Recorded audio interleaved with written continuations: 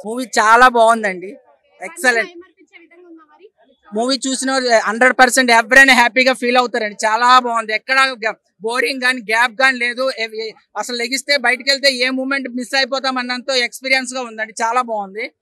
Society ఇల్లు ఎంత neat గా ఉంటే బాగుంటుందో సొసైటీ కూడా అంతే నీట్ గా ఉంటే ఇండియా బాగుంటదండి. కమల్ హాసన్ గారి క్యారెక్టరైజేషన్ ఎలా అనిపించింది?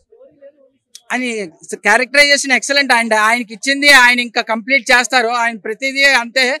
యాక్చువల్ గా శంకర్ గారికి చాలా థ్యాంక్స్ చెప్పుకోవాలి, ఎంత మంచి మూవీని అందించారు. కాకపోతే ఇది రియాలిటీ లైఫ్ లో వర్క్ అవనట్టు లాస్ట్ ఒక 1 minute చూపించారు.